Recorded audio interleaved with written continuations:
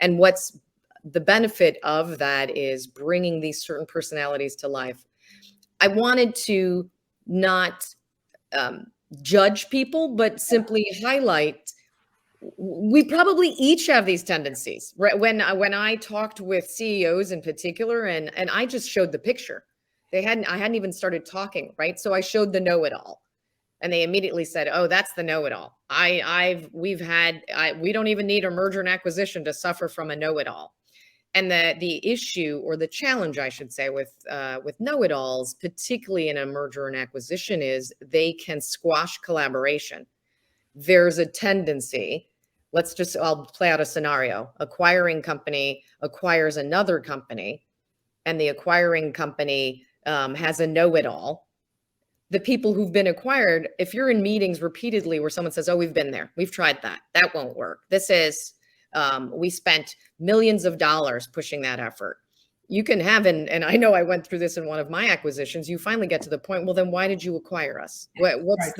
What's the point of this if you've already tried all of these things? Yeah. So a know-it-all can really undermine the success of your deal if not curbed. And so one of the examples I give with that personality in particular is you need to demonstrate it's okay to not have every answer.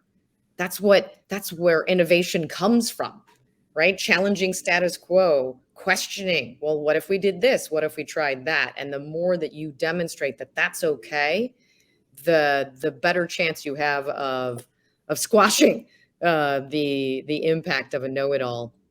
Another character that everybody always laughs about, the former rock star.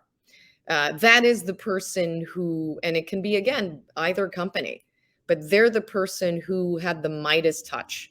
They could be your head of sales, your chief technology officer. They could be an up and comer, but it's that person who had the ear of the CEO, who was really considered someone that everyone admired and looked to. And what can happen during a merger and acquisition is the metrics for success change. They have to. It's the reason why these companies are coming together. This is the new growth strategy. There was a need for a pivot. And if your rock star doesn't appreciate that the metrics for success have changed, what made them successful to get here may not be the same formula that's going to make them successful moving forward against these new metrics. And if they miss that shift, they can become a former rock star. I've had repeatedly private equity CEOs who've gone to multiple businesses who all say, "Oh, we had someone who I thought was going to really embrace this and do great things, and they struggled and could not pivot." So those two characters, we've got 10. Yeah. The ones that tend to get a lot of attention because everyone has witnessed or experienced one of those personalities in particular.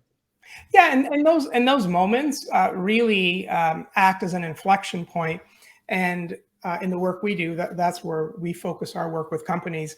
And what happens there is essentially it changes the expectations of leaders and how they need to step up. And some are able to do so. And in that example that you cite, some struggle. So it's not always guaranteed that your rock stars will continue to be rock stars in that instance.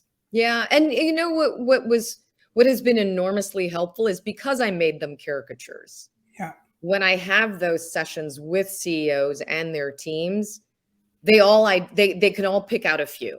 And it allows us to have a discussion to say, okay, so how might this personality type undermine what you're going for, what you're trying to achieve with this deal? Yeah. Because you're now basing your transaction on a static moment in time. But this is what happens when people have a lot of change thrust upon them. You will see a different side of them, not always the best version. Yeah.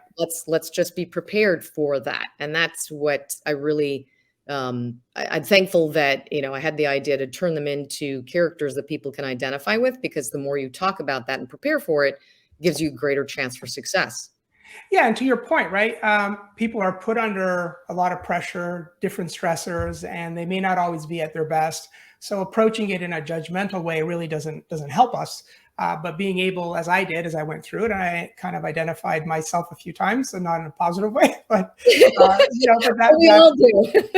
that's sort of what is, and that's the value of those those 10 caricatures that you've identified is and they're great illustrations and they're fun, and so it adds a lightness to what is a tough topic to discuss sometimes. Yeah, and Vince, if it makes you feel any better, in one of the sessions that I do, I have a couple of people read out loud and they try and guess who the character is. And I can't tell you how many times someone has said, "Oh my God, this is me." Right? Oh, I've been this person. So you are not alone.